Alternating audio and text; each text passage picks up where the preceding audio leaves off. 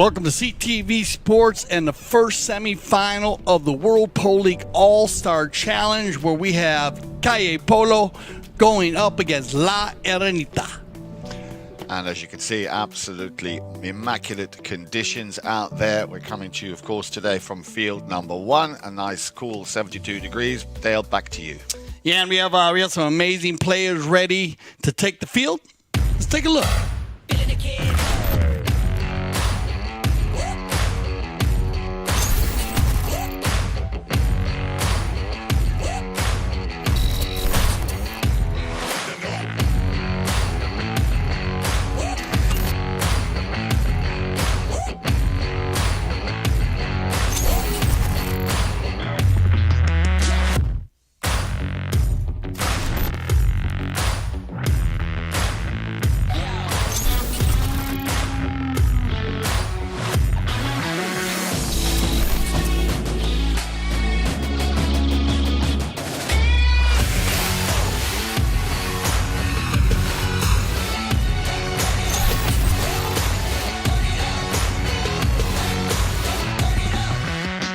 All right, and a great shot there of Field 1 as we are live from the Grand Champions Polo Club and our VIP as they get, looks like they got them lined up for the final words here. Yan, La Irenita, 25 goals. Kaia Polo coming in at 22 goals, 3-goal handicap to start out this game, and we've seen that happen a few times here in the All-Star Challenge. As Kaia Polo, they played against Travieso in their first game, and they had their 3 goals on handicap and end up winning 17-11. They scored 14 goals on the field. Very strong game. Very, very strong. And then you can see, 22 against 25 goals, so anything is possible. Irenita, they took care of, that was the other way around. They took care of Senfest, beating them 12 goals to 11 in overtime. Pablo McDonald, of course, scoring that very important vital goal. So there you see 25 goals can beat 22 goals, but it's nice to see that 22 goals can take on a 25-goal team. And as you rightly said, quite a substantial win at 17 goals to 11. Yeah, no, they did. That was a great game. Went right down to the end, and Pablo with a very strong play at the end. Whoa! Remember our first play of the game here. Look like they came together there, just kind of easy. And Santi got up on the handlebars there, so make sure he's okay right in the center of the field. Camacho Pierez on our first bowl-in of the day. And it looks like Santi's okay. He's going to go ahead and get right back on here. And we'll see. They came together there with a little bit of a... They had contact. So on the contact, Santi, it looked like Santi Tocolino had control of the ball. And Camacho Pierez came in to defend and getting a little uneven ride off there, making contact. And so right there at center, remember, anything right around that center line, 20 yards either side, they're going to move that ball down to the 60-yard mark.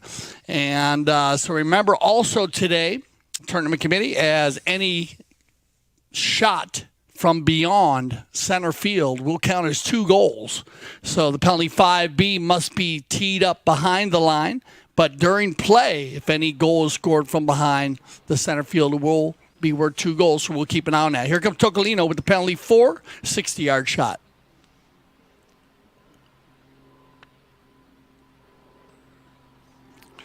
Well, that looked pretty straightforward to me, Yeah. Dale. Nicely done. Santi Tocolino getting his first goal of the match.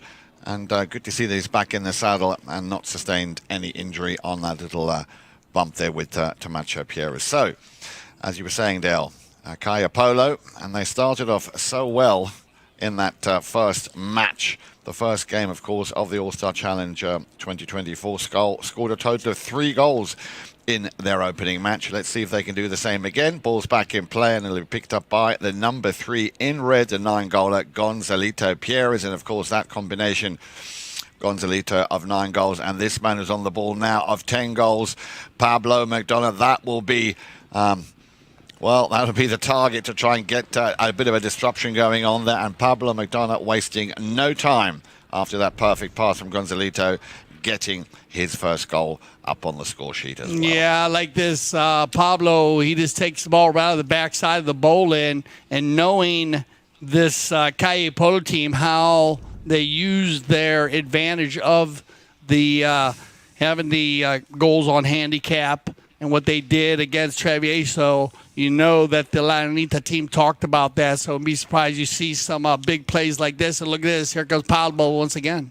Picks it up nicely on the near side, has a lot of room to work with, checks up a little bit, there comes the shot, and it's high in the sky, and again, a superb goal. Well, back-to-back goals here from the Tangola, Pablo McDonough. Yeah, Pablo coming off that Argentine Open win 2023 with La Natividad, and he's an amazing player. I love the action. Look at also right there, the great play by Gilberto to take out the man behind him. So, La Irenita clicking here early in this first 3 minutes of our first Chukker.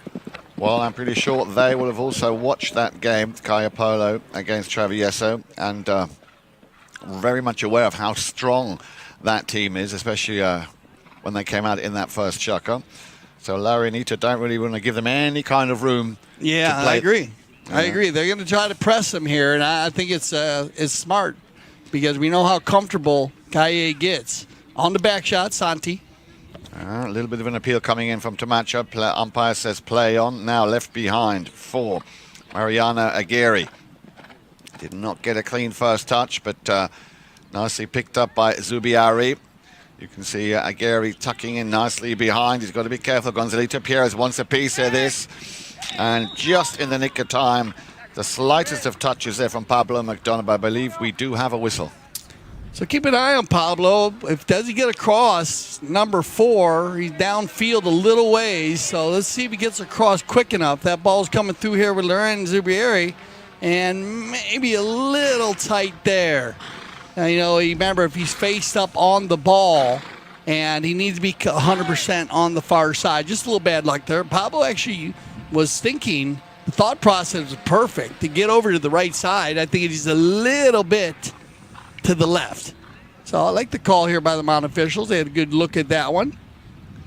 Pablo kind of had to turn around and get himself organized on it. So open goal penalty 2 on the right-of-way violation. As you saw Pablo coming across, Pablo would have got up across a little bit further. He would have been okay to make the near side play. Just a game of inches. Quickly taken that penalty 2 by Santi Tocaliga, so that makes it 2 apiece. But remember that 3-goal advantage given to Kaia Polo. So Kaia holding on, and as I say, want to continue the way they played in that opening match against Travieso, and another whistle will stop the play with just under 4 minutes left to play in the first Chukker. They come out of the bowling here, and oh yeah, bad luck there. Tamajo kind of got a little bit too far past the ball. And that's going to be an open goal here. That'll send us to our first courtesy change of the day. Remember, we'll use the courtesy change 1 time per half for safety of the 4-legged athletes. And, of course, the 2-legged athletes, they'll allow the players to change their horse, trying to keep it right under 45 seconds, between 45 seconds and a minute. We are using the challenge system, and I'll go through that for you right now. Our challenge system, each team will receive 1 challenge per half. So that's 2 per game. You need to use it or lose it. You cannot carry those over into the second half. The procedure is when an umpire announces the call, not when the whistle's blown, but when they announce the call, you have 15 seconds to say a challenge, in which they'll send it into our third man / IRO, which is here in the CTV studios. He'll be able to use all of the camera angles, the end zone cameras, our drone, and our center cam to make the most proficient call as possible. And they great job in our first games. We broke everything down, and the umpire team has done a phenomenal job. And also in our finals of the 12 goal, they did a great job also. We did not use the challenge system there.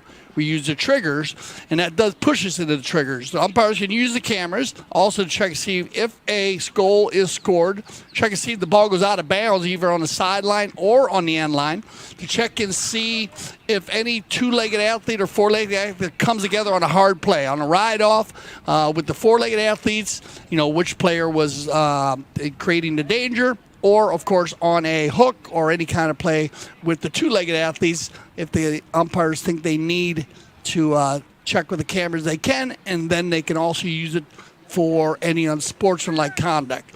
Now, thrown in by the tournament committee, we also have another trigger. It's called the umpire trigger. If the umpires do disagree on a call, they can use the third man / IRO to help them decide which umpire was correct.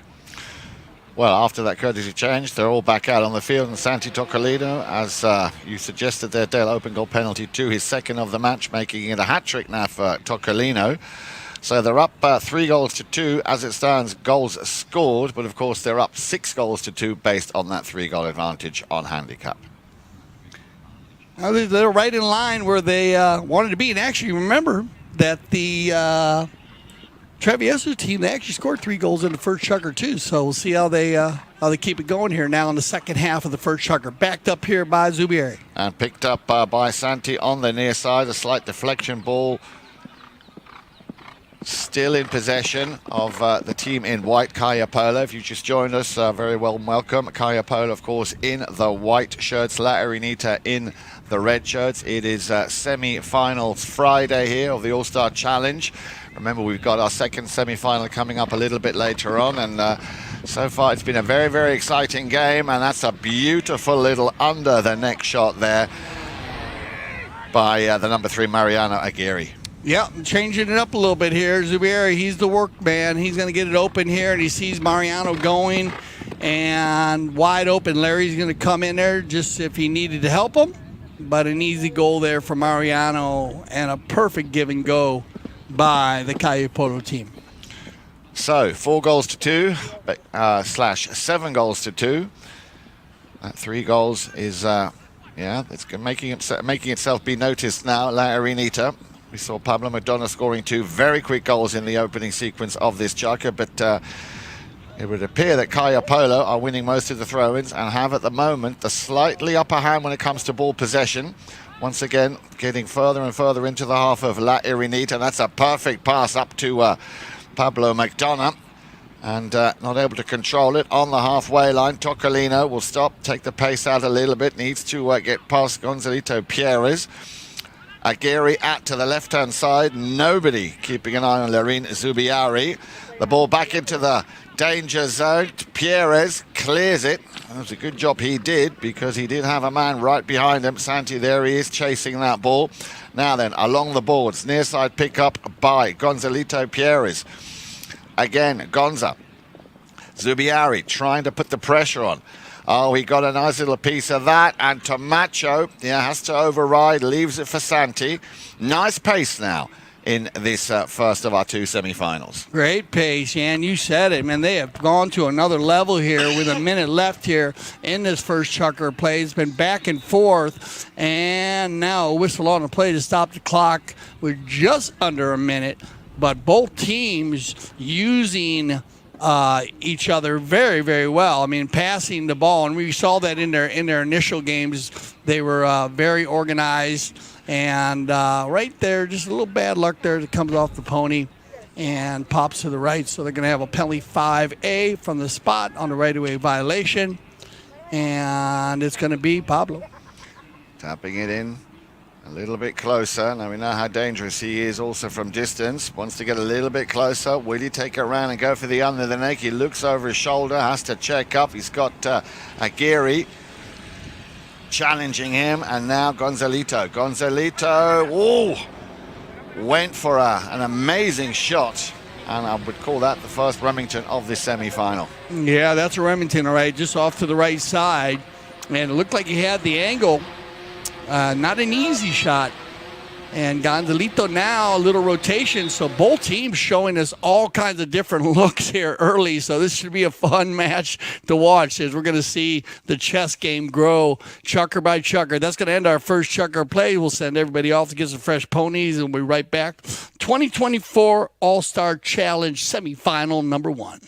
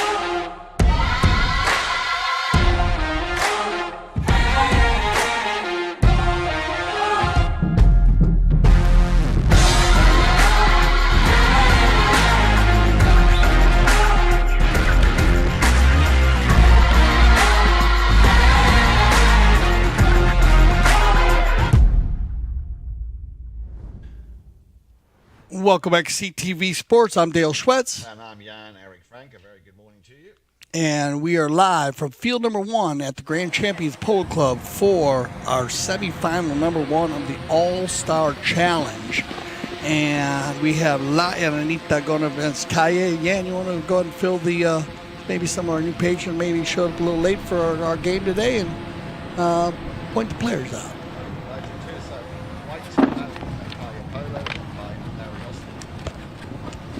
In white, we have Kaia Polo, led by Larry Austin, as I was saying. At number 2, Irenita Zubiari, the first of our 2 7-goalers. And then Mariano, Aguirre, also the 7-goaler. He scored once in that for opening Chukker. Santi Tocolino, the man with the 8 goals handicap, playing the number 4 position. He scored thrice. A penalty 4 and 2 penalty 2s. The team in red, as you can see here, the man on the ball, that is the 10-goaler Pablo McDonald. We'll do this in reverse order. At number 3, the 9-goaler Gonzalito Pierres, and then at number 2, the 6-goaler Tomacho Pierres. And from Brazil, Gilberto Sayao, playing off 0 goals at number 1. We need a whistle here, Yan, and that ball's coming across the field here, and 2 players come together. And remember now, each team does have a challenge. They have the ability to challenge the calls. Looks like they're going to take this ball down the field, though, and give it in favor of Irenita. Looks like Gonzalito Pierres on the open goal penalty 3, 40-yard shot. Remember the 2 and the 3 open goals.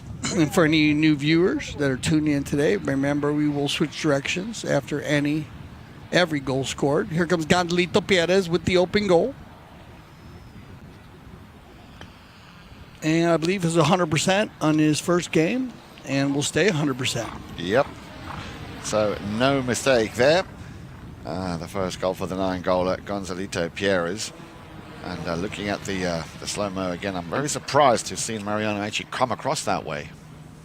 Yeah, a little different. Sometimes, that ball's coming across the field, and to each player it can look a little bit different. And remember, there's always the ball's always spinning, and, it could hit a divot. So you might have seen something different. Mariano, a true general. I call him that. He's an amazing captain. Been for many years. Former 10-goal player on 7 goals.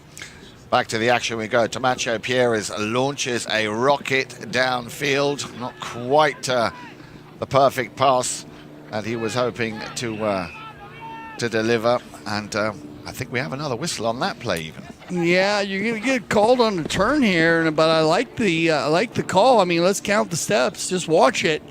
Ball's going to hit right down the center. Tomacho, watch this ball. Keep an eye on number 2. Keep an eye on number 4.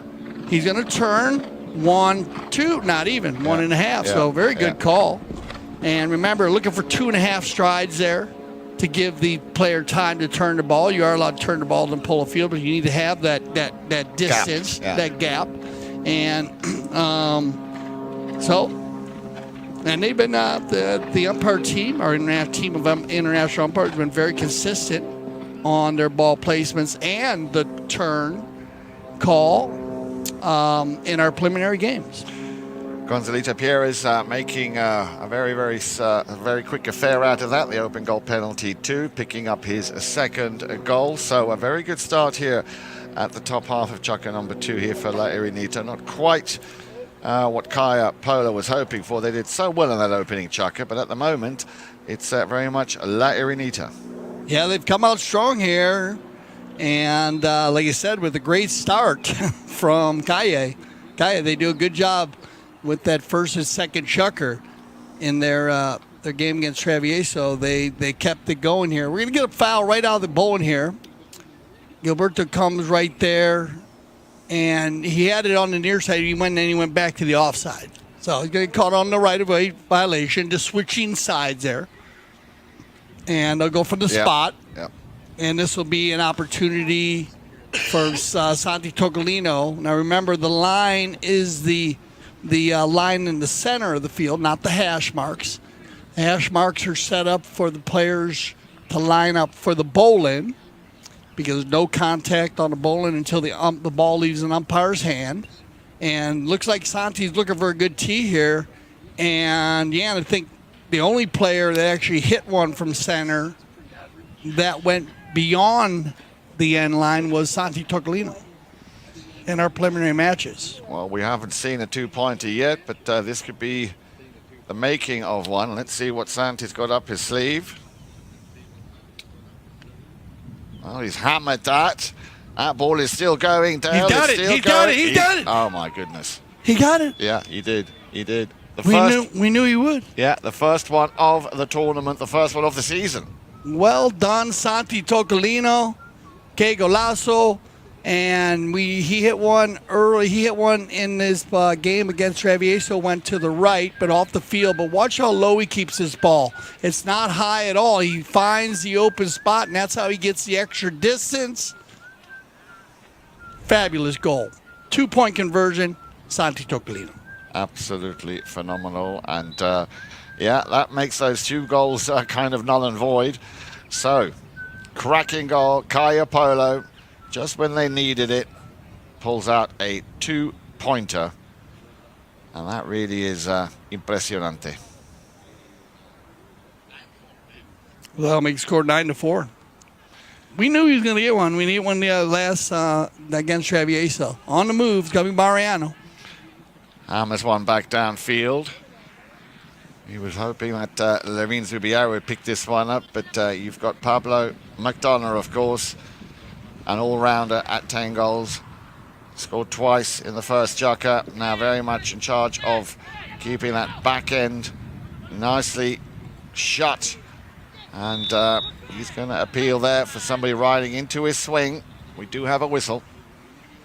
That'll stop the clock for about 4:22. And they turn the corner here. Keep an eye on number 4, Pablo McDonough. He's going to control the ball. Zubieri on the outside. Mariano's got to pull out now. Now they leave it for Gonzalito goes back. And they take it forward, and then he rides in from behind. So remember, you can come from the side. Not an easy play. You got to be 100% from the side, come across from the side. And any part of the horse coming in from behind is going to be foul. And now we will have an opportunity for Irenita. And you can see how Pablo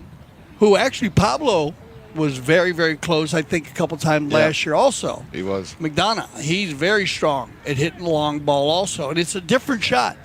We got to talk to a few players. Remember, because you saw how low Santi kept that ball. So it kept the distance. Oh, he's gonna go with a little trick play and keep it going. On the move then, first collision into Levine Zubiari. Yeah, again, I think the umpires won't be happy with that. Well, they come together here and it looked like Pablo was going to hit the long ball first. And he said, no, I'm just going to go ahead and dribble. And then he hits the ball down. And they come together there.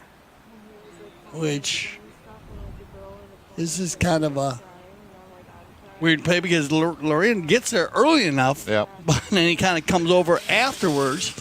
And Pablo did not deviate at all. No. He stayed straight on the line. And so that's what the umpire will be looking for. Does the player deviate to the left or to the right? And so you will get the open goal penalty, too, on the right-of-way violation. Good play on the ball. And then just falling over the right-of-way after, which blocked the oncoming red player. A little bit unlucky there.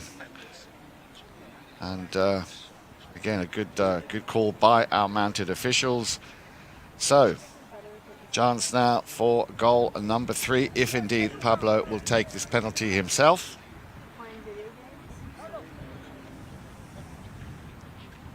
Or will he pass the stick to Gonzalito? And Tocolino was that was a 5B actually. Yeah. I believe it wasn't a 5A. No, it's 5B. Yeah, he had a 5B that he had there. That's what I was wondering if.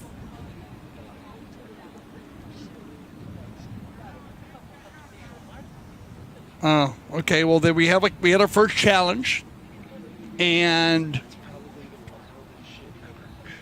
Kaia was going to go ahead and challenge the foul there, and they're going to lose their challenge.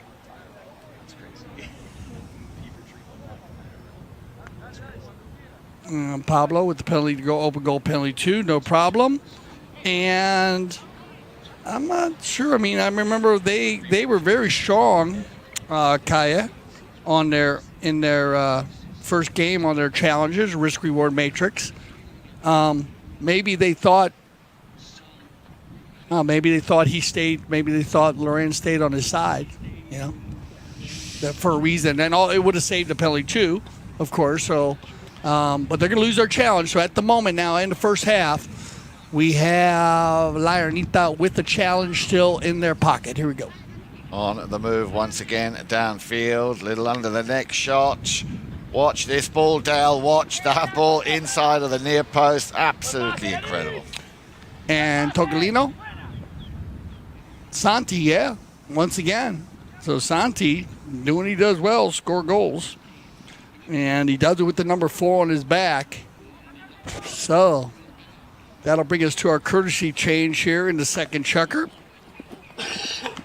And we have everybody down at the far end. There's a good shot of Tocolino.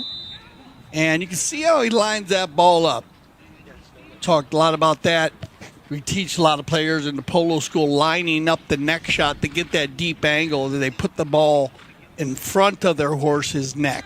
So actually underneath their horse's neck. You don't actually hit the ball. A lot of players, beginner players, they'll line the neck shot up and they'll hit it from the right side. And the problem with that, when your horse is running forward, then the ball can get hit into the horse's legs. But if you put the ball underneath the horse's neck and then lean out to your right and look, and that's where Santi gets, because he was only about 3 or 4 or 5, under 5 yards off the end line there. Yeah. So deep angle, but beautiful shot. Great execution, and that is goal number 5. Well, the 2-pointer, of course. So he scored 6 points, Dale, so far. A hat-trick in the first, a penalty 4 and 2 penalty 2s, and then that 2-pointer. And now this is 6th point, but his 5th goal. Yeah, 100% on his penalties. Oh, he had the one. Alex, he had he had the one penalty. He had the other 5 B in the middle that he hit well. So actually, every penalty shot he's had with the 5 Bs, he's 4 for 5. So that's very good shooting. He was very strong in his first game. His stats were amazing. Tocolino, he had 5 penalty shots. Actually, he had 4 penalty shots. Actually, he had 5 penalties. Yeah, 5 penalties from the line, and he had 1 safety. Yeah, I remember. So he had so he did a great job. He had 2 penalty 2. He had a 1 penalty 2 penalty 3s, 2 4s, and then he had a 6. So he's you got to keep him off the line. So here we go, 10-5. They haven't doubled up here, but a lot of polo to be played as we get everybody back on fresh ponies here for the second half of the second Chukker. Outlet pass looking for Tocolino. And he's going to pick this one up. He's got Gonzalito Pierres marking him, left behind now. Turned around by Tomacho Pierres. Didn't make a good clean cut on the second shot. Aguirre faking the backhand, still in control. Mariano into a little bit of open space. The former 10-goaler. There is the pass up to Tocolino. He's just going to have to hold fire. Now then, but was Tomacho Pierres already established on that line? Yeah, look like Santi stays near side here. Let's see if he crosses over. He's out to your right side. See number 4 to the outside. Now that ball comes through, and he falls across right there. Very similar play with Loren, but he was actually 90 degrees. Santi more at a 45-degree angle, penalty 5A, and it'll be Pablo. Quick to take it from the spot.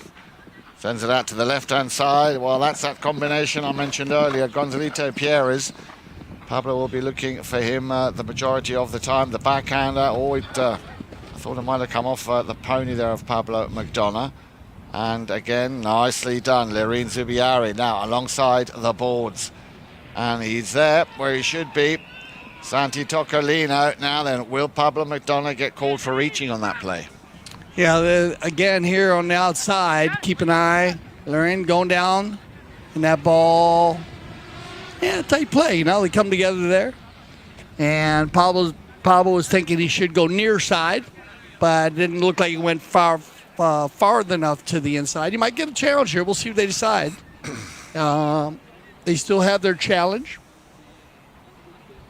So you have that ball going down the field, and it's all going to be a matter of how far did that ball move as Zubieri puts it down, and did Tocolino go wide on it or did he not? So it looks like they're talking about this, so you might get a challenge. See what they decide. Now you would see it's got to be an open goal, the way they've been moving the ball. So risk-reward matrix not. Yeah, and they are going to challenge here, and they're going to lose their challenge. So two teams that are very strong with their challenges use their challenges in the second chukker. Both of them would have saved penalty twos. Yep. So not a bad idea to use them there. Both of them were line. Were basically if they well done Tocolino again. They weren't plain Jane fouls, like I said. I thought the one with Lorraine, he was over a little bit easier. Yeah, that was a little bit easier to read. I thought they might save it there, but they went and used it. This one here could have gotten to the inside. It could have gotten to Santi's near side, but I think good call by the instant replay official. Looks like Santi Tocolino had that ball on for his offside. Yeah. And that's where they went with the challenge. So even here going in the third chukker, both teams are out of challenges. And as we get back to the center here with about 1:36 on the clock, we got attack time.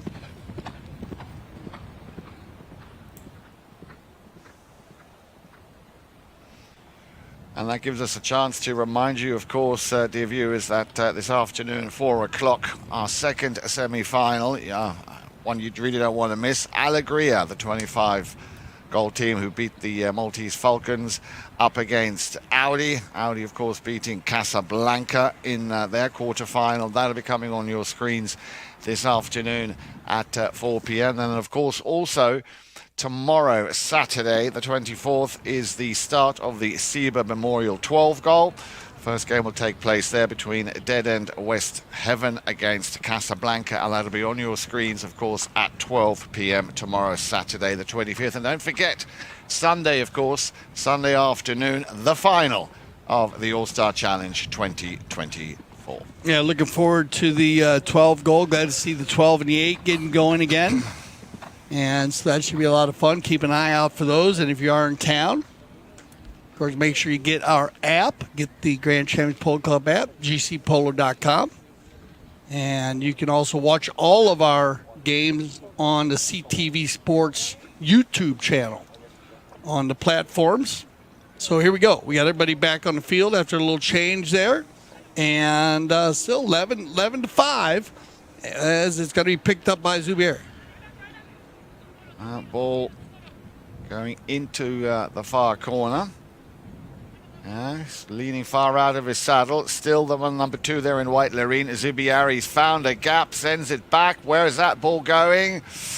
Well, clever play there and very unlucky for Lorraine Zubiari. Yeah, and then again, still the Kaia Polo team mixing it up well. As like you said, everybody's been, Mariano's got a goal. They get Larry now pulling the team a little bit. Get Larry Austin out in front.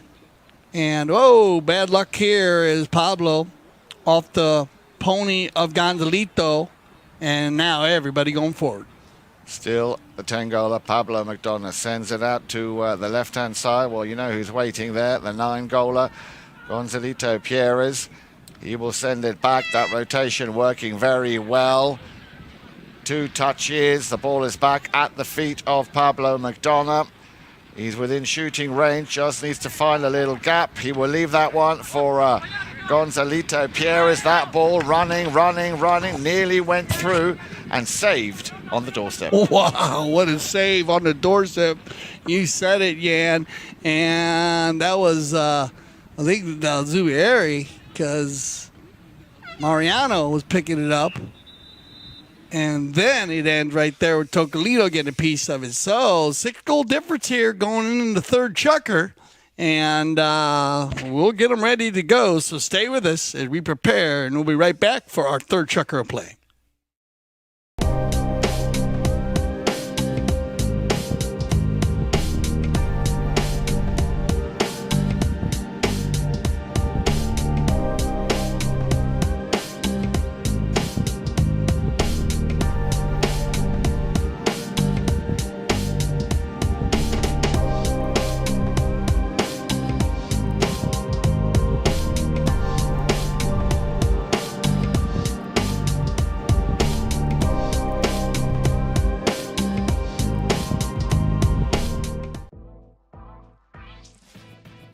Playing in a dedicated women's polo league is great for progressing your polo. It's great for us to play together as women, to have a chance to take to the field with some of the best polo players in the world.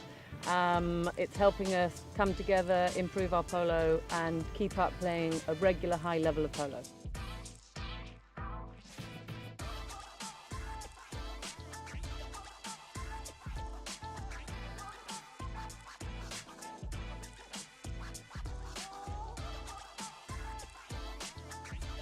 Like, I'm learning so much. I am shadowing some of the best women players in the sport, and it's just been an incredible journey, really.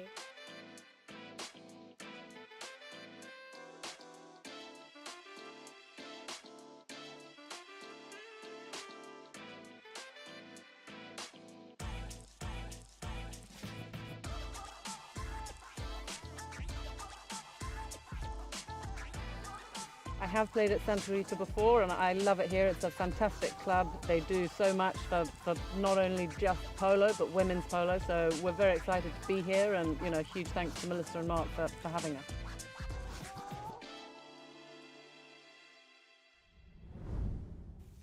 All right, here we go as we prepare for our third chukker, and a good shot of Gilberto Zhao warming his pony up. And actually, we were breaking down the first two chukkers, and Yan came up with an exciting stat. And, Santi Tocolino, 7 goals with 6 shots on goal. Yeah. First time I think we've had that with the 2-point conversion. So that's an interesting stat now with having the 2-pointer. And a lot of people are asking me about that 2-pointer. Oh, it's too far, this, that. Remember the polo field, 300 yards long, 160 yards wide. And that ball went, Santi's ball, we had to put a tape measure on it, but probably went 150 yards from center. And he was actually 2 or 3 yards behind the center line, and he hit it 4 or 5 yards past the line. Yeah. So a good 160, almost 170. Wow. So it just goes to show it is doable. And I'm pretty sure, Dale, the way that this sport is developing, that in the future years, we will probably see a lot more players being able to take those sort of shots. Back to the action and back to Pablo McDonough. Man here with the number 4 on his red shirt. And needs to be careful there. That number 2, Loreen Zubiari, caught out a few times. We've had similar situations like this throughout this game already.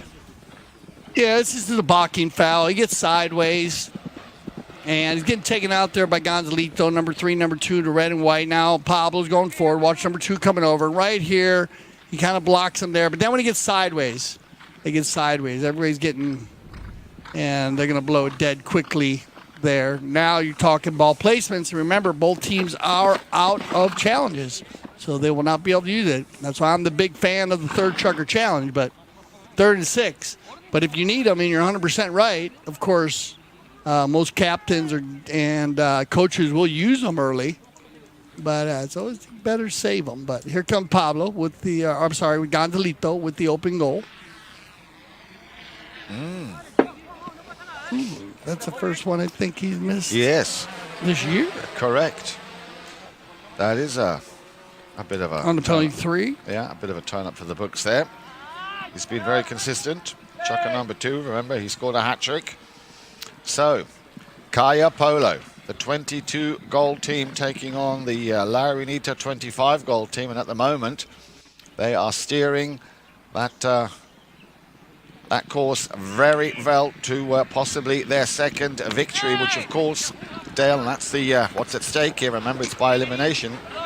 That could secure them a place in Sunday's final. A great second effort here by Lorraine Zubieri. He came from nowhere. I don't know where he was. It looked like Pablo was just off to the races, and then he popped into the picture. And so just a great second effort to save the goal there. We go to the knock-in. It's going to be Santiago. Another nice long ball up the field. Was hoping to find Aguirre.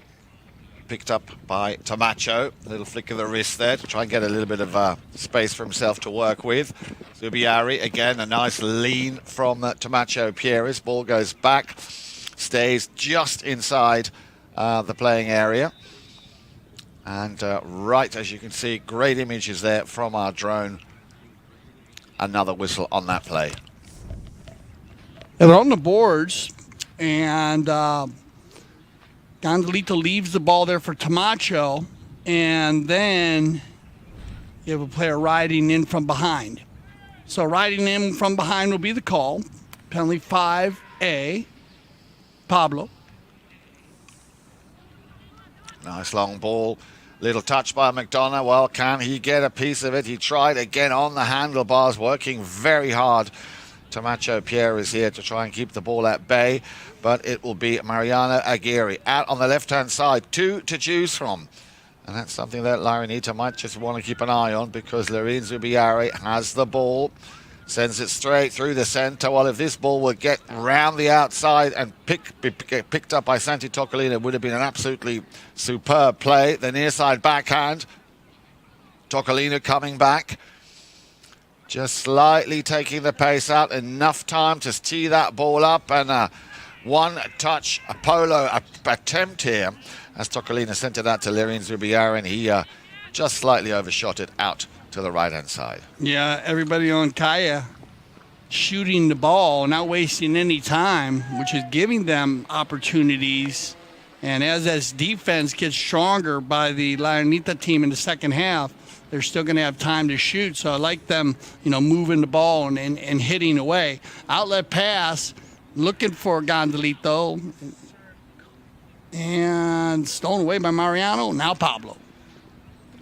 Pablo's got a bit of traffic there in the form of Zubiari, but this is tenacity at its best. They're sticking closely, and look, they're putting the pressure on. Power play here by Kaia Polo, making it very difficult here for Irenita to even get out of their own half. They got a man on. They're marking up exceptionally well. McDonough sends it out to the right-hand side this time. We've seen most of his passes come out to the left for Gonzalito Pierres. Here we go then. Straight down the line. Yeah, well, that was, or would have been a great goal by Gilberto. And did Gilberto get it or no? He looked like he picked it up and took it in there.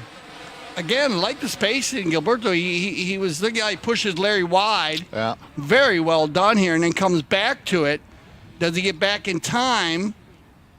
And then the shot on goal there. So the ball through the goal, but he might get called on the right-of-way violation here.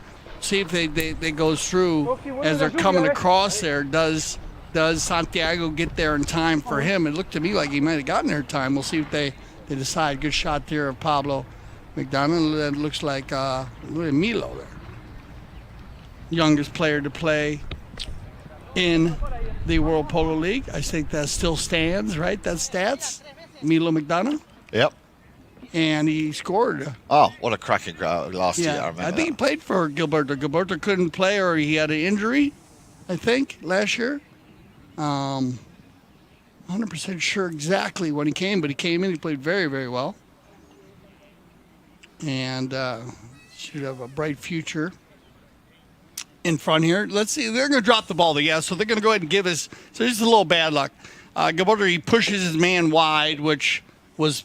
That's what he needs to do. Maybe took him a little bit further than he needed to. He had Larry wide to the left. And then when he had to come back from left to right to pick that ball up, his angle was steeper than Santi Tocolino's angle was. So when they actually get to the ball, who has the lesser angle, and it's Santi Tocolino. So just bad luck. But great shot, good goal. And and again, the thought process is set up perfectly for the final three chukkers. So they're going to need Gilberto to use him in the front of the game because that play's working there.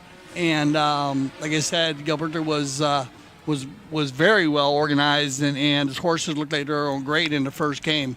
Penalty 5A, picked up here by Tocolino. He's going to hit one to center. Now controlled by Lorin. Subiari is going to try and get out of that, three-line chain of defense there. Pierres hits it over to the boards. Will that ball stay in play? Well, just as you can see, it's just on the inside there of the sideboards. Turn around now by Pablo McDonough.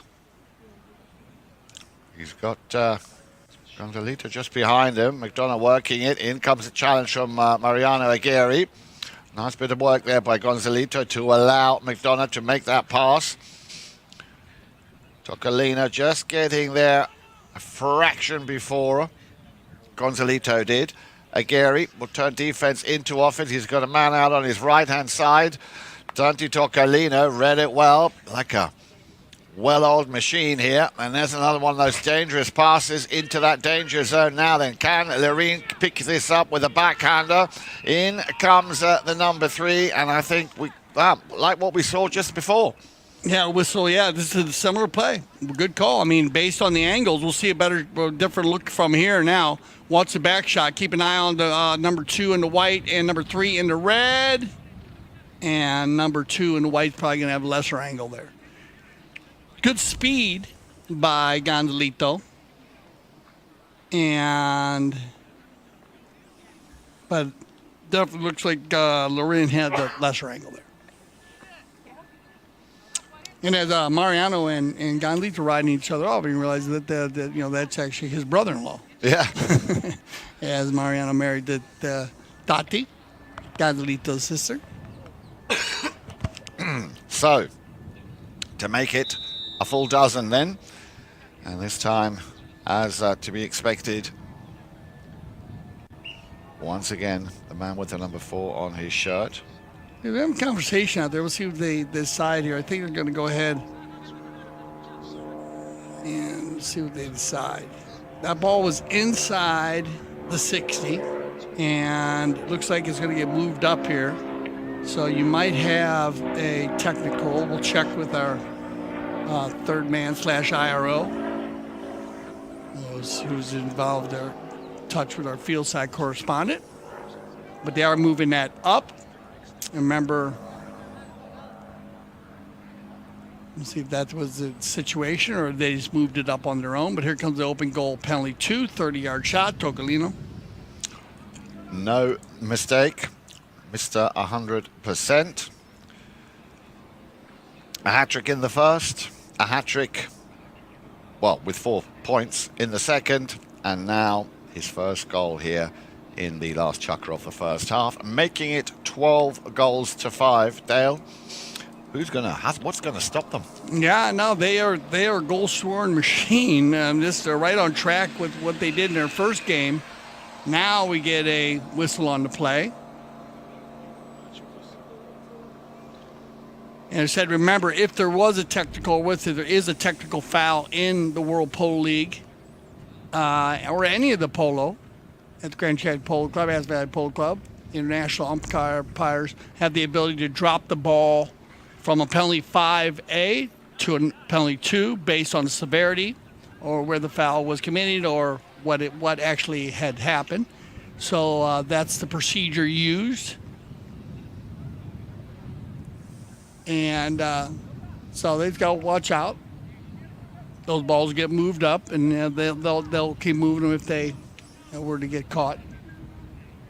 Looks like they're just discussing this one. I think they wanted to move it up 1. They were now checking to see if they had a breakaway play or not.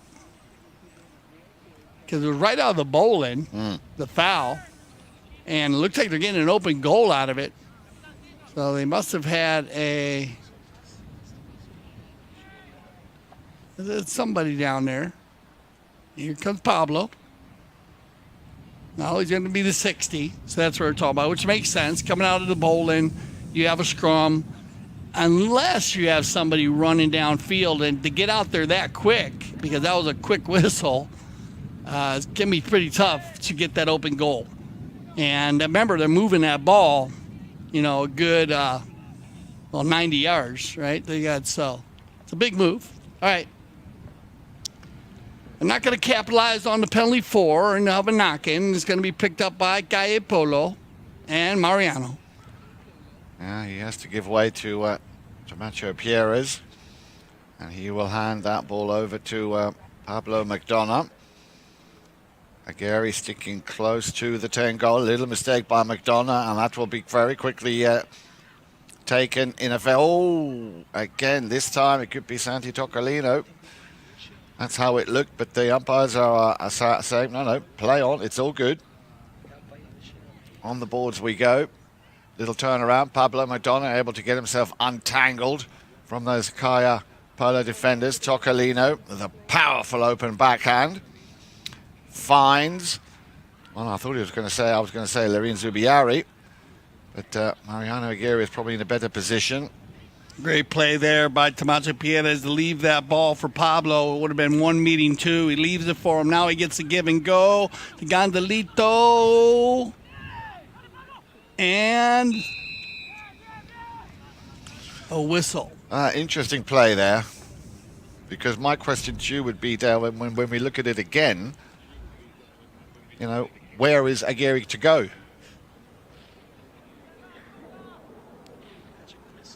Bang. Did they have a foul on the play or not? Let's see what they decided to do there. I guess they are going to have a foul on it. To me, it just looked like a clean ride-off and clean play, and Pablo had to neck the ball. So with 30.2, we're going to get the open goal penalty 2. And that'll go ahead, and Gondolito will pick up another one. And that'll end our first half of play here. So, 12-6, they have them doubled up going into halftime. And so they'll get their team organized here. We'll check out our first half stats. And there you go. You run through them. 12-6 doubled up. 10-10 goes down. Not much difference there. Everything pretty even across the boards. Both teams under 10 on the fouls. They cleaned that up a little bit. Both of them going into the second half, and then pretty even on the shooting. Just good shooting by the Kaia Polo team, and just like a few misses by Irenita. So we'll send them off. We'll take a little halftime break here, and we'll be back for our second half of the 2024 All-Star Challenge Semifinal number 1.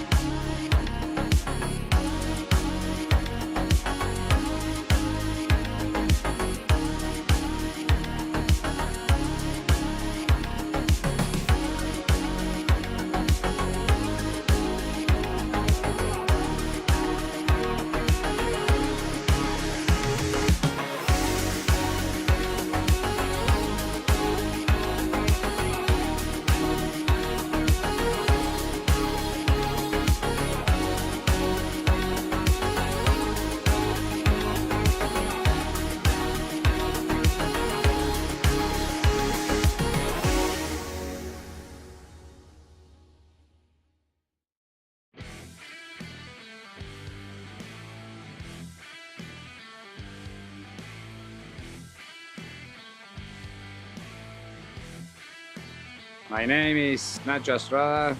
I'm from Argentina, 8 goals.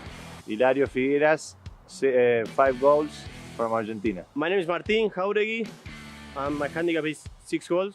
I'm from Argentina. Silvestre Novillo, and I'm from Argentina, Buenos Aires. I'm Tomás Pérez from Argentina, and I'm 6 goals. Francisco Spinacci, and I am from Argentina, Buenos Aires. I'm Juan Molini, and I'm a 3-goal polo player right now, but it could be 8. And I'm from Argentina. No, actually, now I'm American. No, here is amazing. The view, the fields, everything is super nice. Question is what I don't like about Aspen. I think I like everything about Aspen. The weather, the field. Right now in the summer, I would say the best club in the world. Friendship, the people, the scenery, everything. This is my 7th year coming in a row, and I feel like I'm at home right now. So me and the family we're around like we know the place for a long time, and we enjoy the summer a lot. When I come here, winter and summer, I actually like Aspen more in summer. There's more stuff to do. All the mountains around here, like it's a pretty nice place, and it is nice to play because there are very good horses, and I play with a lot of friends. No, I like the polo, the horses, and the people. I like to do mountain biking and to go to the lake. Yes, going to the lake, stay here in the barn, everything.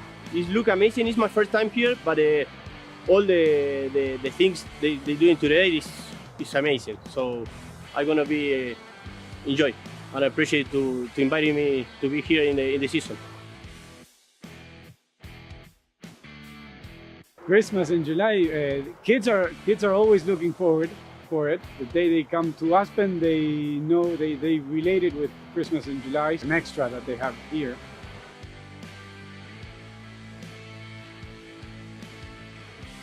I like Christmas in July because we get all together and we receive a lot of presents.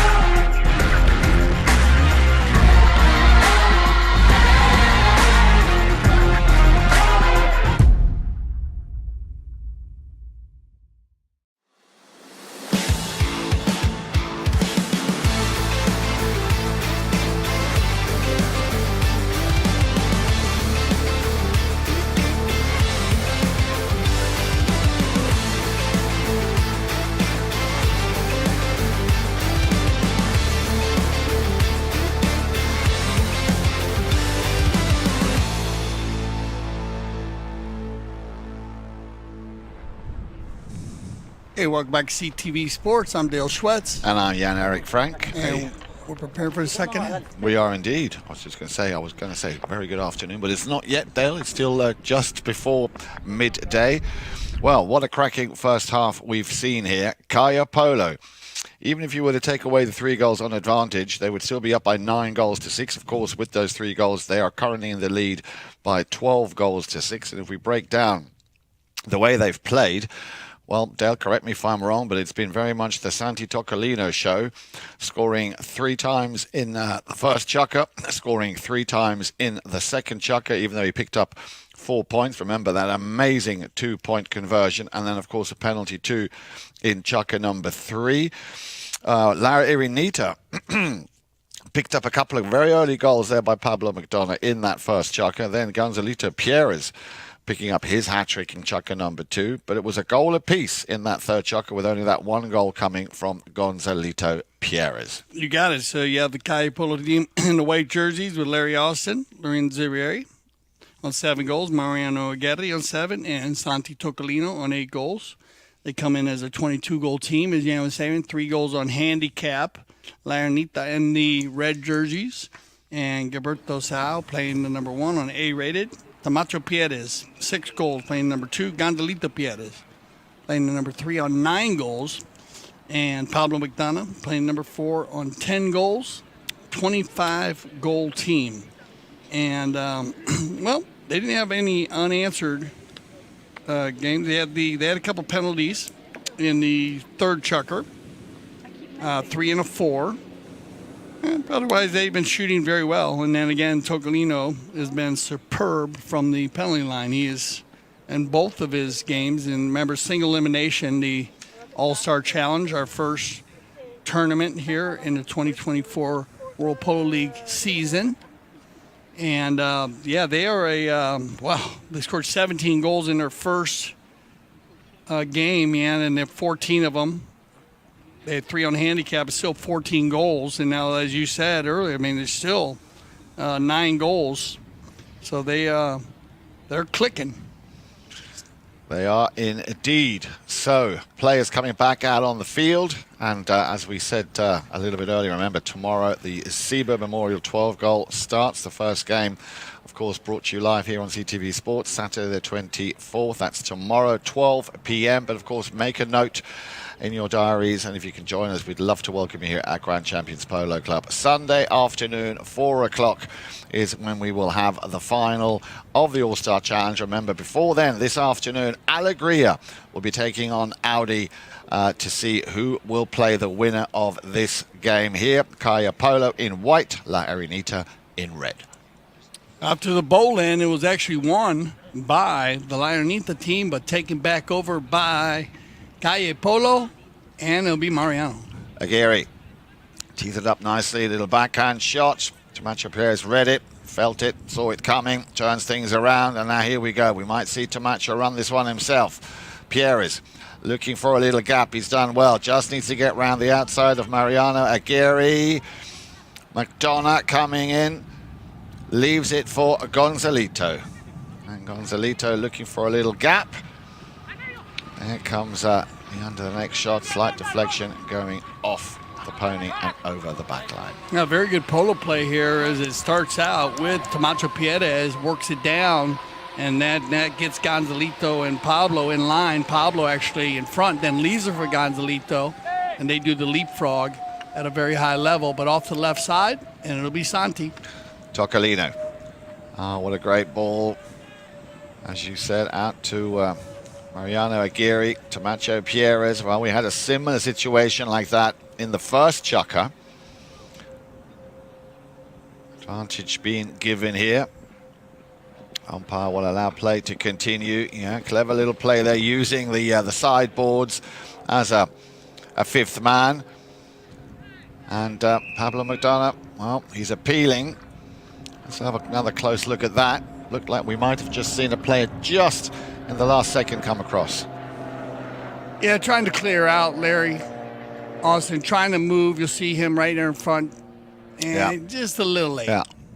A little bit late. Trying to get out of the way. He was watching the ball. So just from the spot, 5A, Pablo. Fakes the shot. Still McDonough. Out to the right-hand side. Will play this one to himself. If he's got the space to work with. Tees that one up very nicely. And there he is, the man with the number 3, Gonzalito. Now, that's a perfect pass up to the front door for Gilberto Sao. He was a little bit unlucky overrunning that ball, and that would be easy pickings now for Santi Tocolino. Tocolino, clever little play. Camacho read it. He's got a great eye for the ball and the anticipation. Camacho Pierres, well, I'm sure... Not miss, I was going to say, but put that one wide. You get the low flag here, and Camacho was on his way. Alberto came over to kind of ride a player off, and they're going to take a... Yeah, they're going to go ahead and get a whistle here, so we'll see what they decide on this one. Mountaineers, you could get another...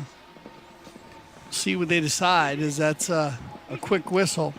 And he's putting his hand in the air there, so we'll check with our third man, IRO. Let's keep an eye on this play. Keep an eye as they come over. And the ball hits wide. And you're going to go in favor of Kaia Polo. He said you had a couple players from Irenita appealing there. You might have another technical here. We had one earlier when they moved the ball up in the first. So you are going to get a technical against La Irenita. So, well, they moved that ball to center. There was a ball, basically the ball was out of bounds. The next dead ball play would have been a knock-in.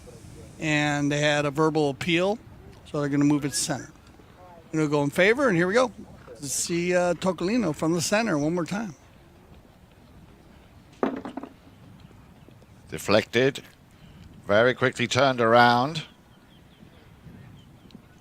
Just holding fire just a little bit, Gonzalito Pierres.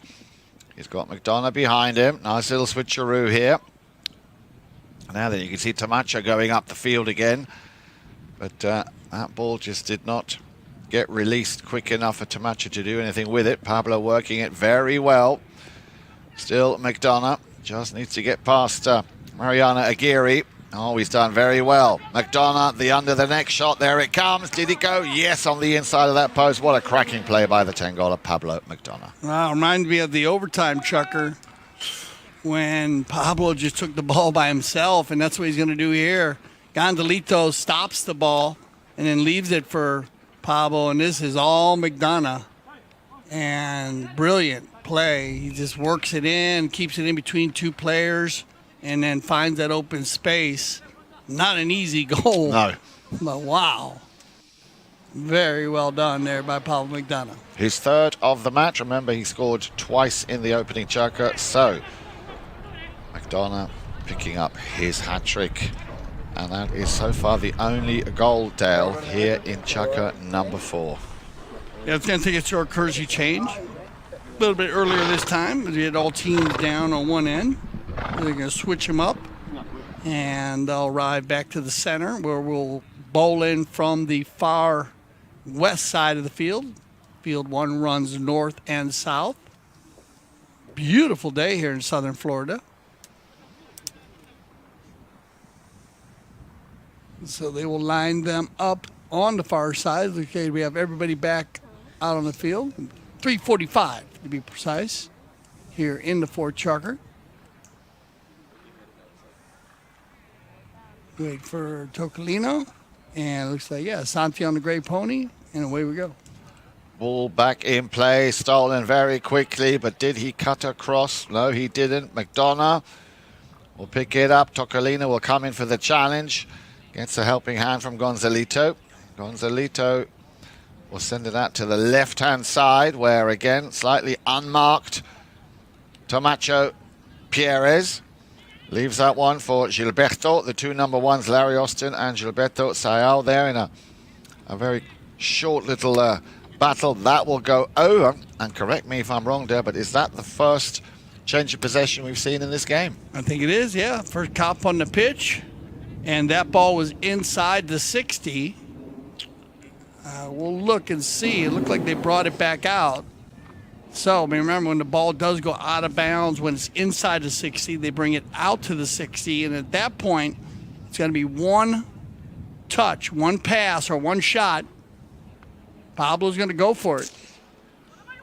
Well, there's a man on the far post, under the neck. Well, that's exactly what will happen if Gonzalito Pierres give him half a chance. But again, look at this perfect pass. It's slightly out to the right, but it's running, and you can see he turns his pony and just hammers that one through. Yeah, it looked like someone got a piece of this ball as when it came across the center and deflected it and changed the right-of-way right there. It goes by. And Santi looking for a foul there, but that ball actually, everybody was lined up, and it went past Gonzalito far enough to take the next shot, and then Gonzalito actually hits a reverse next shot goal. So 2-0 at the moment here in favour of La Irenita. They're on the comeback campaign. Remember, they were down by 6 goals at the half-time interval. They are now down by just 4 goals. Kaia Polo can't get too complacent. It's a bit too early for that. On the move again, Gonzalito Pierres. Tocolina coming in for the challenge. It's going to be left for McDonough. And that came off the pony of Mariano Aguirre. Yeah, it looked like Pablo had a gap there as he took it forward one time, and Mariano cleared out perfectly. Just went off the back of the pony, deflected wide. But look we got a different match going on here. What a great start for the second half by La Irenita. Tocolino hammers one. Downfield. Gonzo will send it back. Return to sender. And what a perfect pass and a great pickup now by Pablo McDonough. And that is dangerously close. Ball, will Tamacho get a piece of it? I think not. Again, goes over the back line. So La Irenita now pressure play on Kaia Polo, making it very hard for them to even get out of their own half. Yeah, so they work the clock here. And I think they might try to keep the knock-in. We'll see. They might go with a quick knock-in. And no, they're going to go ahead, and that's perfect. So they'll go ahead and manage the clock at a high level there, which will give them possession to start the 5th Chukker. So when we return, Kaia Polo will start with a knock-in. And there's a great shot of field number 1 here at the Grand Canyon Polo Club. Field number 2 to the right. Stay with us. We'll be back for our 5th Chukker. When I founded the Taqueria 48 years ago, the goal was to service polo players fieldside and carry a complete line of polo equipment. Since those early days, we now carry everything for the horse and rider. Anything that goes on or near a horse, you're likely to find here in our store. We still have polo equipment made by polo players for polo players.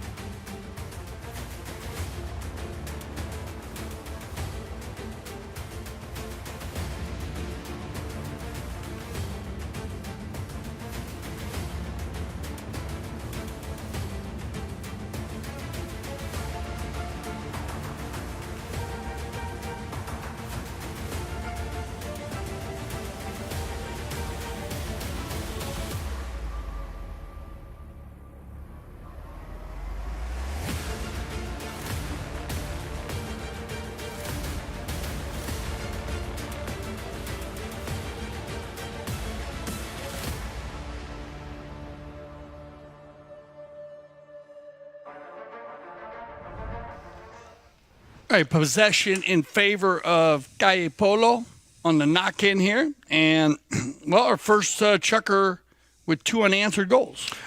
Yes, surprising that. I mean, you could slightly see that La Irenita was starting to get control of Kaia Polo towards the end of that first half, especially in Chukker number 3, where they left the field with only a goal apiece.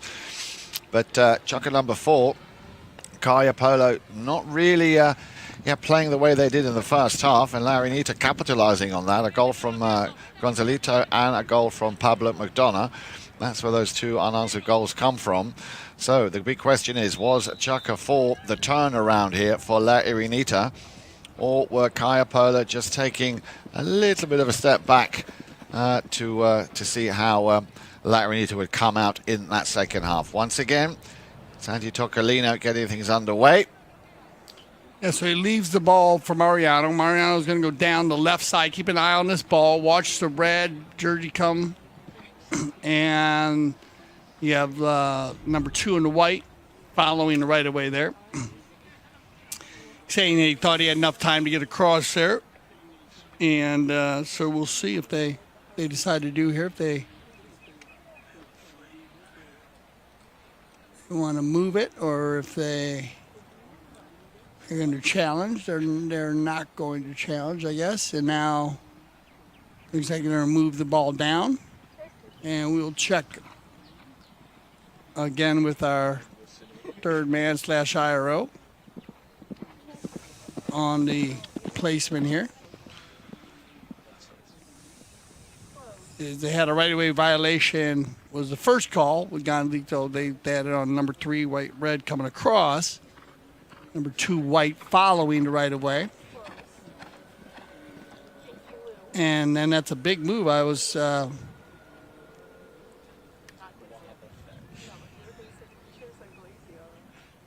took it from center down to the 60 on the right-of-way violation. It'll be Tocolino.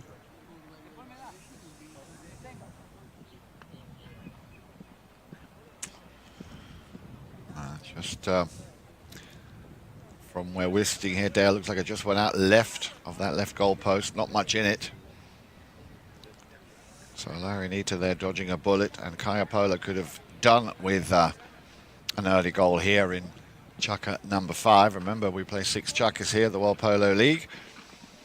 Yeah, you see there the ball going out on the, well, if you're watching out on the field on the right side, from up here, of course, from the drone footage, out on the left-hand side. So it stays 12 goals to 8, just shy of 7 minutes, so a lot of time left to play here in this penultimate 5th Chukker.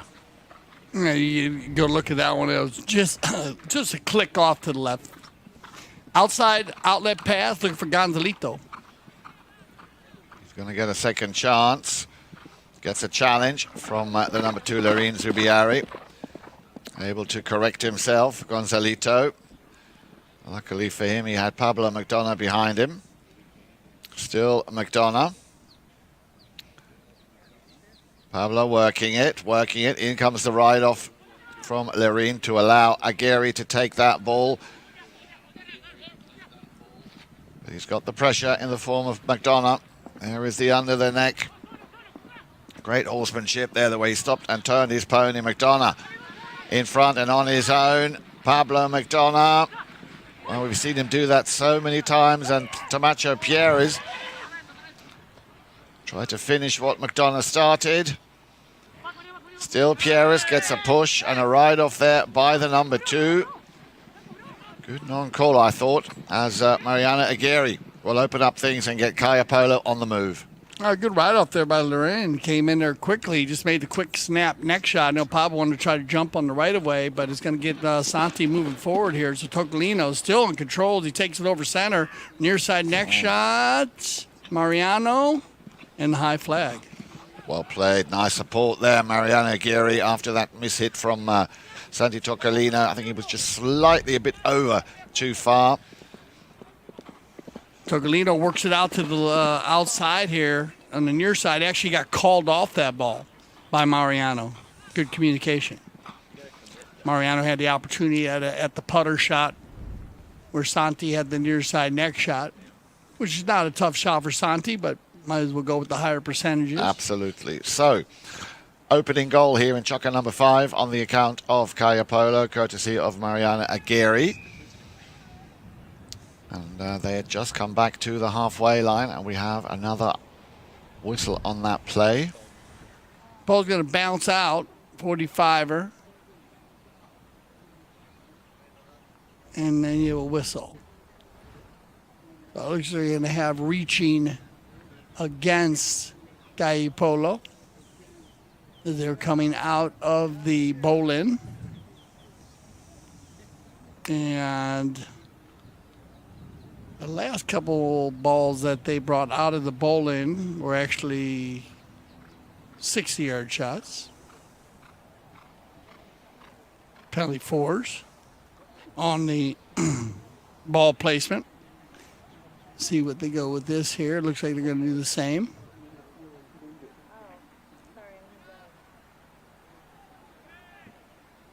Captains Mariano Aguirre and Captain Paulo McDonough. Here comes McDonough with the 60-yard penalty 4. Well hit. Yeah. He took a little turn there, too. He just spun around real quick and snapped it. Very well done, and then good timing on that.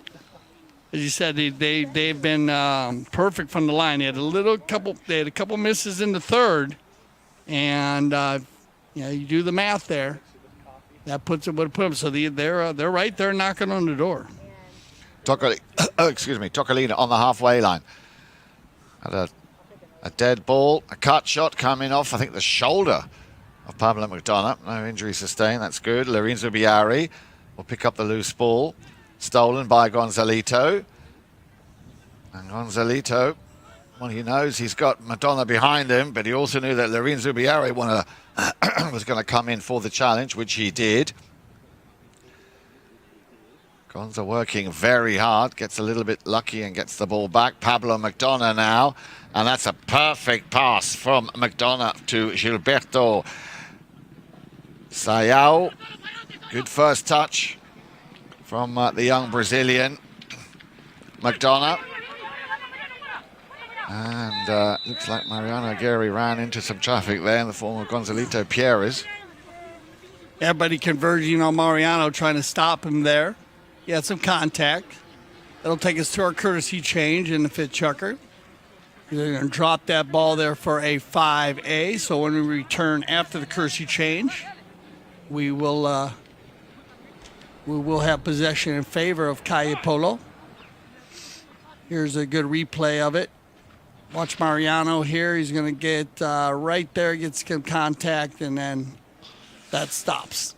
So they'll go ahead and play the advantage there. You had players covering up, so good shot of Mariano there. They'll give them possession on the 5A. Al mal palo nuestro, así que peguémosle, pues lo vamos a agarrar mal parado. Oh, here we go. Big opportunity now as everybody switches on to some fresh ponies to try to get this tighten this up a little bit for the Irenita team and see if Kaia can keep that 3 or 4 goal lead. They don't. This Irenita team, they both teams have the ability to score quick goals. Irenita scored 4 goals, actually Kaia scored 4 goals in their final Chukker in their first game against Travieso. So they come out very well mounted, as all the teams do, but they seem very comfortable on those ponies, so they'll be strong. And the same with the Irenita team. They scored for 3 in their final Chukker, so it should be a very strong 6 Chukker. Let's see how we end this 5th. It's going to be picked up here now by Santi. Pierres to Macho. Picked up by McDonough. Still Pablo McDonough, the 10-goaler. Gets pushed back a bit further into his own half by Lorenzo Biari. Tamacho Pierres. Good support play here from the 6-goaler. Still Tamacho. Oh, and it looks like he might have just clipped Mariano on that play. Oh, yeah. Man, he got him in the boot or the foot or something. He's not... looks like he was trying to clear out there. And they're turning the offense into defense, or the defense into offense, and headed towards the opposite direction. So we'll get a look here at Mariano, make sure he is okay.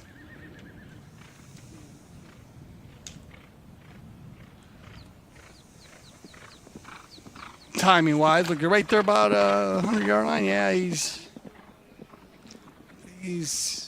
some pain there, so we'll make sure he gets taken care of. The I guess it looked like about on the knee area, so maybe on the knee. But of course, remember, all players wear knee pads, goggles, elbow pads. A lot of the players, safety, all helmets, Casablanca.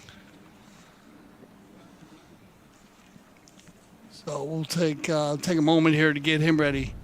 The on the replay here, let's they check it. They turn around here, and Pablo takes out Lorenzo Biari, and then Tamacho goes to the inside, right here. He's going to go hit. Oh, they got him. Must get him right there on the knee. And looked like I think Tamacho thought he was far enough in front to make the swing. Yeah, because actually Mariano pulled out of the play, didn't try to make a hook.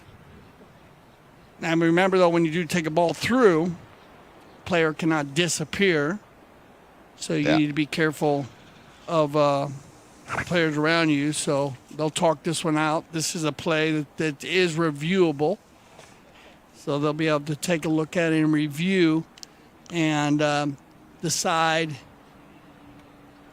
whether which player created a danger on it. Like I said, it gets taken out, and as they come through, it clips them right on the knee. So, tough play because you have Mariano clearing out, and as I said, he didn't try to make a hook. He actually was just allowing the next play to move on. In the process, he got clipped by the mallet of Tamacho Piedes. And like you said, so they'll go ahead and send this in, take a look at it, slow it down, check all the angles, make sure that, see where they're now. And could be a number of different calls there. Was Mariano out of the way? Did Mariano take the most direct route out? Did Tamacho have to wait? Maybe take a smaller shot. They'll weigh out all the different scenarios. As you know, remember, you need to be of course, be in control of your mount 100% of the time on the polo field.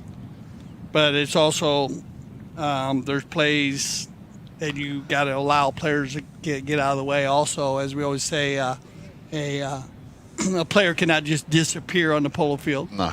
At different plays. So now, while they're taking care of Mariano, let's kind of break this. Let's break down the next game. We have our second semifinal, Alegria against Audi, and the Alegria team. They had a tight game against Maltese Falcons with Melissa Ganzi, Martin Jauregui, Juan Martin Nero, and Alejandro Naviza Estrada. It was 10-7, 3-goal difference, and it was a pretty close game all the way across the board. 3-3 after the first, 5-4 Alegria after the second, 6-6 at halftime, and then it went 8-6. They had that was a Chukker. We had a couple Chukkers there where Maltese Falcons had some where they didn't score, unanswered goals. And so that's kind of how they edged them out.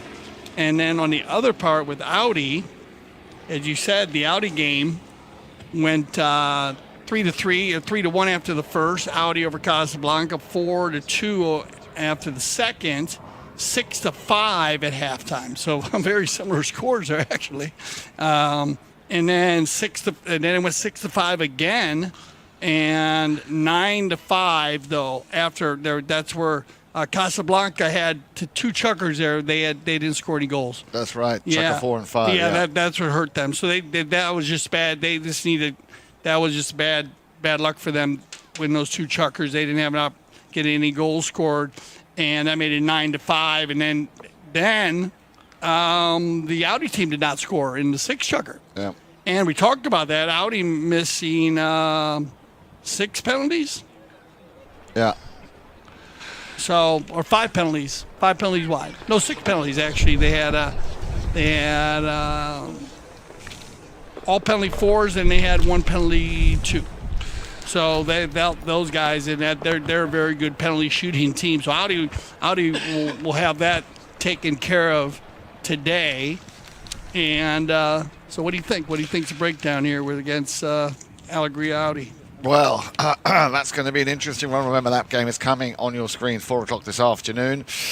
That combination, Nick Roldan, Hector Castagnola, and Pancho Benzadon, and of course with Mark Ganzi at the front, who was always clinical in his finishing, is going to be definitely an interesting and a challenge for Alegria. But, you know, Sugar Erskine, the man from South Africa, Jason Crowder from California, Pipi Vichelina, the man from Chile, and Fred Mannix. I mean, you could get more of a diverse team from all corners of the globe. And Sugar 5 goals in his first game. So, yeah, I mean... he was good. Yeah, he was very good. You know, he's very good. But like I said, you know, the man that they need to keep an eye on, of course, at Audi is the Tangola Hector Castagnola, because he can make magic out of nothing. Yeah, no, it's going to be a great one. You don't want to miss this game. They play a similar style. They both play a 4-player rotation. Fred will come through for the back door, as we saw that with Benzadone also. Pancho, he did a lot of. He changed it up. He play a few chuckers at back like Fred, and then a few chuckers running through, but they will use that. And then on the rotation, Mark will rotate or go back. Same thing with Sugar.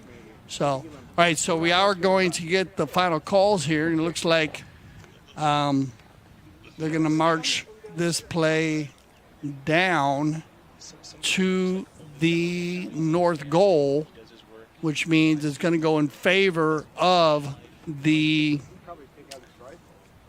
Kaia Polo team. And like we said, we were watching it. Remember, when a player is turning around there, you can't just disappear. So when Tamacho went to hit, Mariano was still in the sight of his swing, so dangerous use of the mallet. Now he could have taken a smaller, like a easier, more of a dribble shot. And bad luck for Tamacho, because I don't think Tamacho saw him there.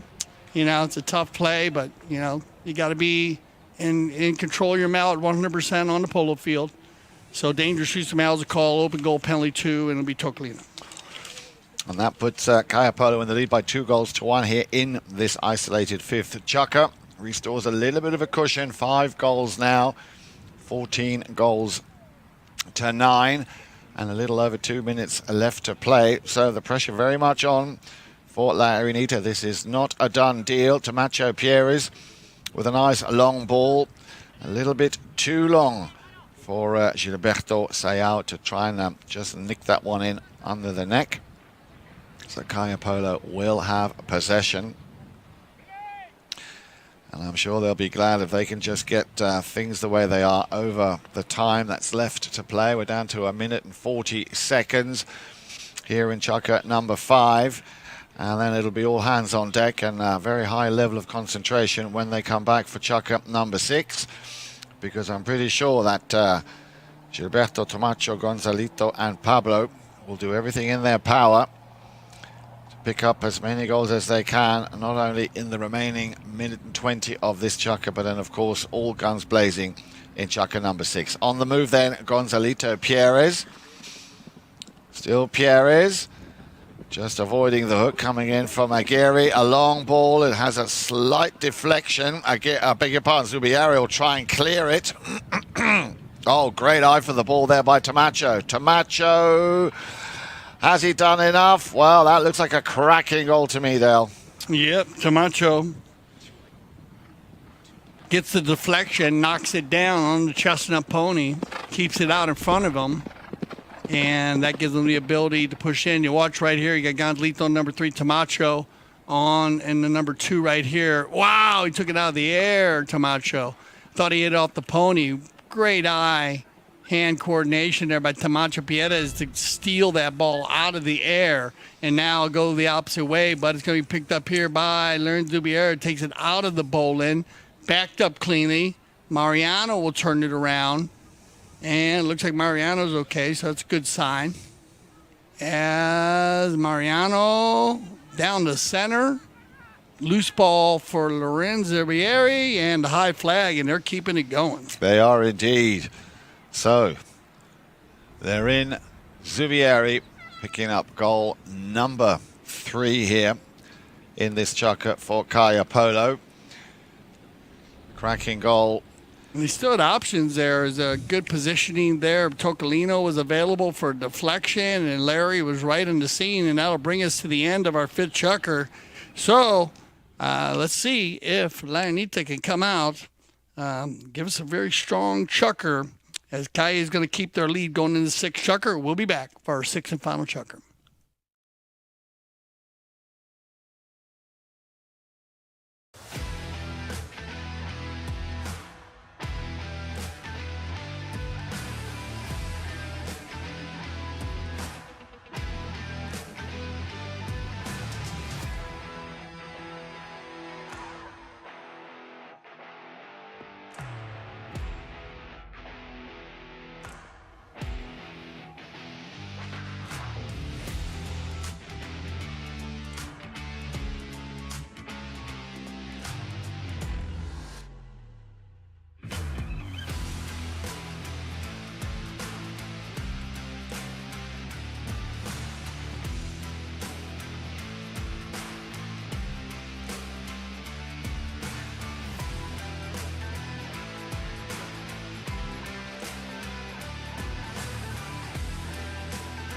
Another great season. We had a blast this year. Great fields again. They keep getting better and better. And we got lucky with the rain this year and had a lot of fun polo. There's nothing better than being out here in Aspen, playing with these great people, amazing views every day. I mean, how could you ask for more? Best part about being out here in Aspen for the polo is the fields, the community, Melissa and Mark, the great competition, and the amazing horses, and how the horses enjoy being out here. I love the town, I love the valley, I love also spending time here in Carbondale. So I just love this place in general. I have a lot of friends. I've made lots of friends over the years. The Ganses have created a spectacular place here that has become a really important summer destination for polo in America. Aspen, I love it that our family's around, there's a ton of horses, a ton of golf, and a lot of fun polo. So.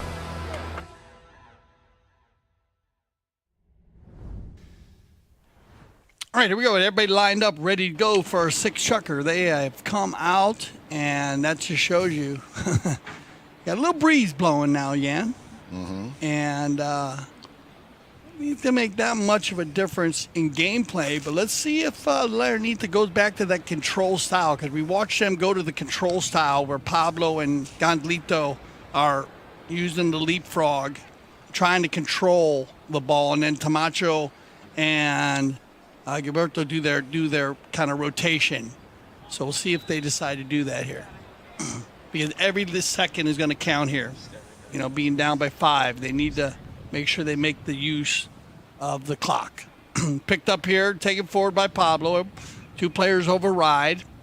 Brought forward by Camacho, and this is what I'm talking about, how they, and then you're going to go ahead and get the blocking foul. So they,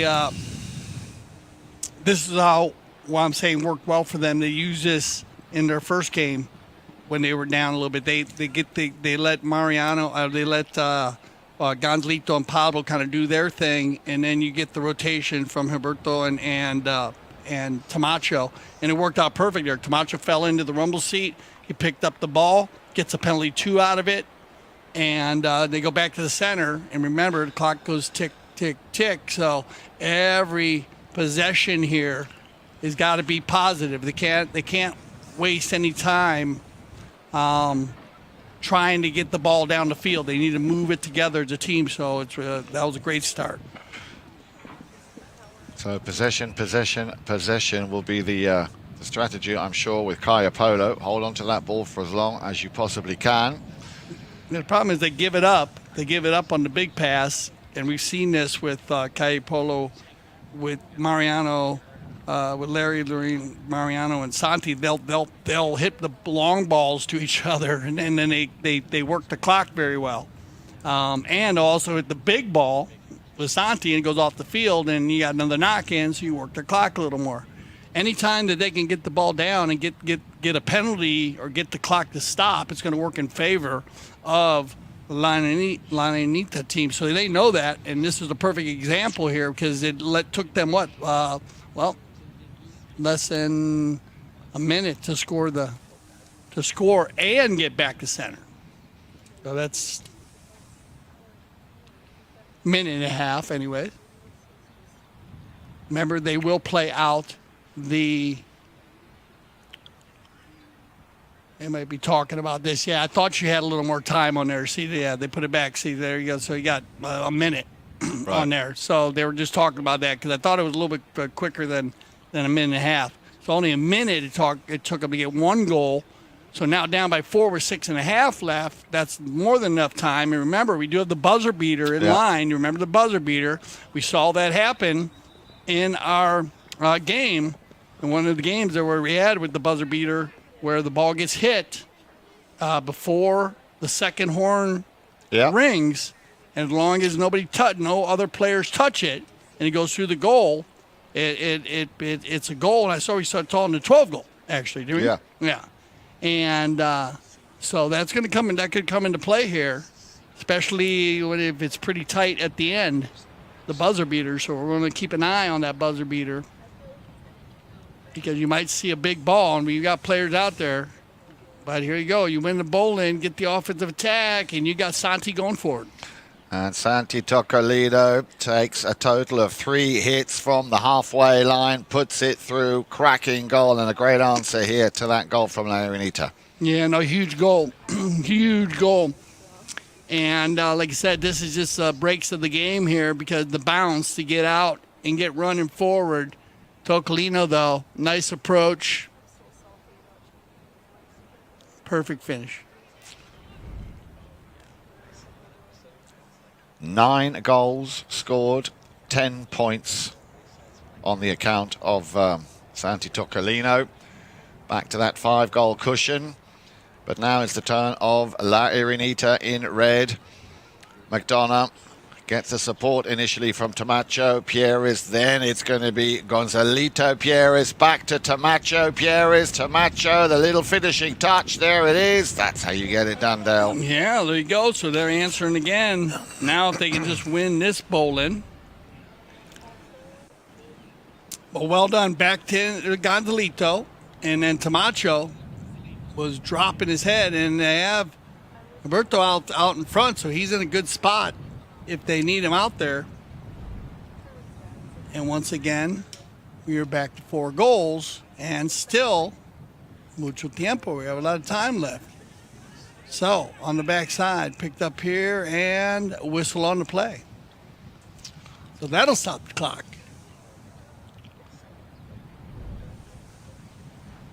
This ball comes off of a pony, straight forward. And it looked like Alberto maybe had the right of way there. Mm-hmm.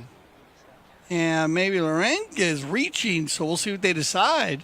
But that ball kind of popped up in the air and looked like Sao had the had the right of way. Now they both have challenges here. Both teams still have challenges. So you might get some challenges. And great time. Another reason why with the risk-reward matrix, I'm a big fan of saving, the challenge just for, different situations such as, but why not mess with this one? We'll see. Mariano is pretty strong when it comes to challenges. All you're really giving up is a penalty 5. Yeah. So, Still. But you're giving a possession up. Exactly. But you might need it to save a penalty 2 at the end of the game. At the end of this Chukker. I don't know. We'll see. They might use it. They might not. I'm just a big fan on also what result.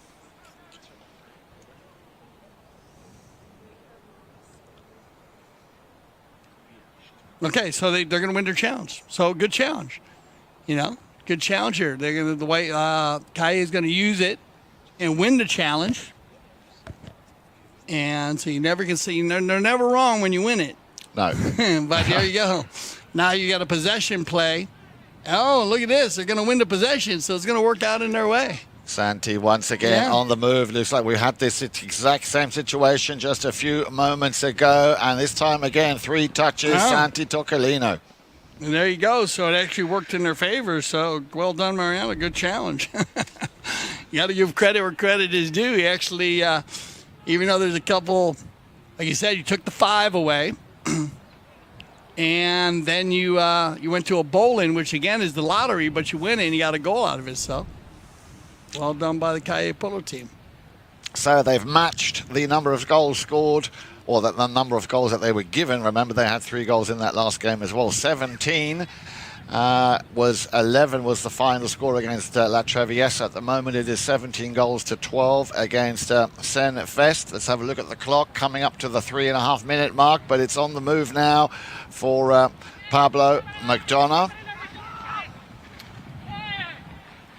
Tamacho, again, they find themselves deep in their own half, Dale, and I like this Kaia Polo team, the way they push La Irenita back. This is all, of course, costing valuable time. McDonough, deflection. He will turn first. Not a buried ball, I don't believe. No, there it is.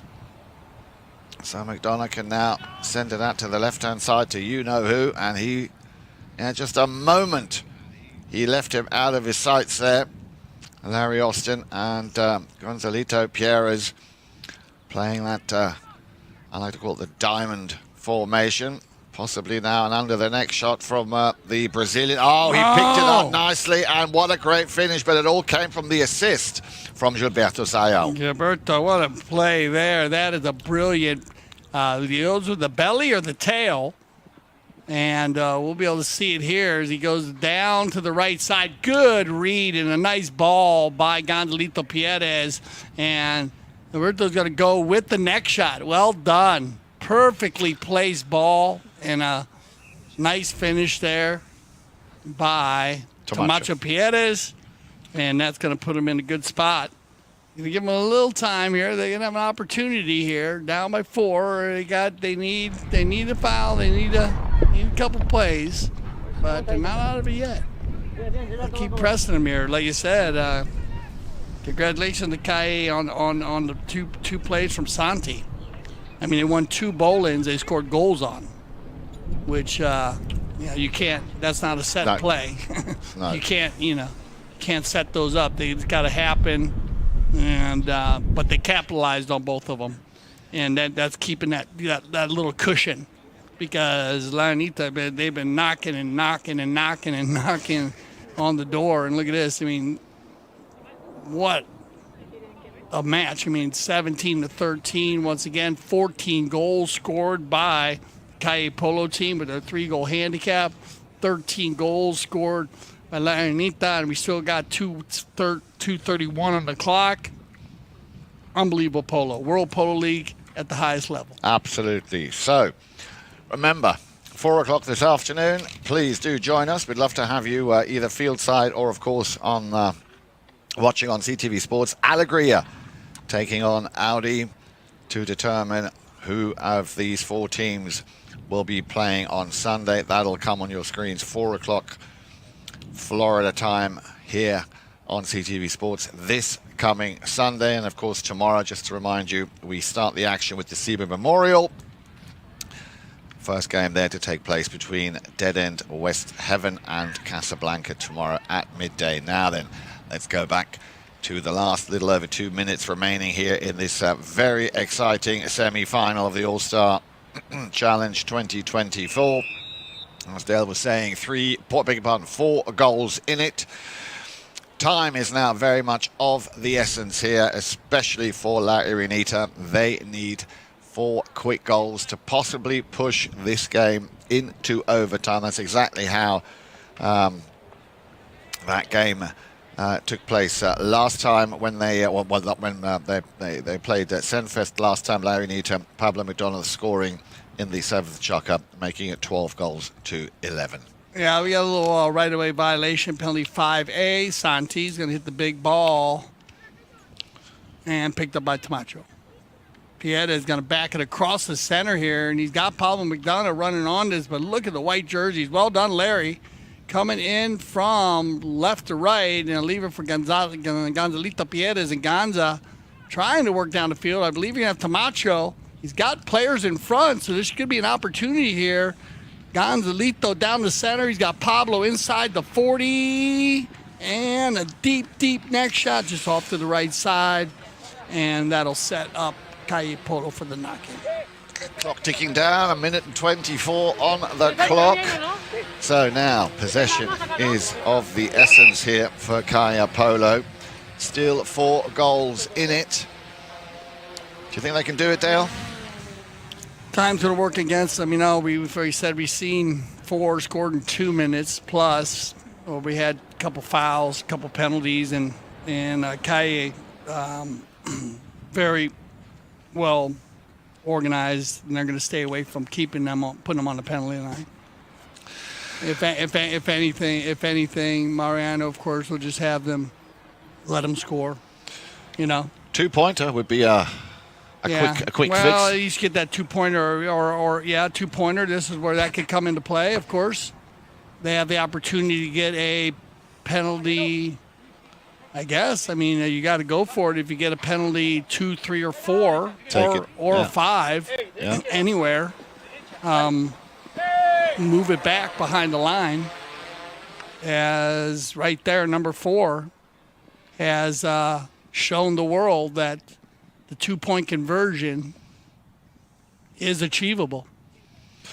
On the move once again, Kaia Polo, Lerine Zubiari, still in touch or in possession of the ball. Gonzalito sends it back to red shirts. The first touch, a good touch by Gilberto Sayao. He's got Pablo McDonough to lend him the support should he need it. Let's watch the Brazilian go. There comes Pablo McDonough. And oops, it's hit the post, but he timed that just nice, waited for the rebound and just slotted it in over the back line. Yeah, just a little bit of a nice play here, though, by Gilberto to get him moving down the field. He has been stellar during the All-Star Challenge, pulling the team. And we're going to see a lot out of him as this season goes on.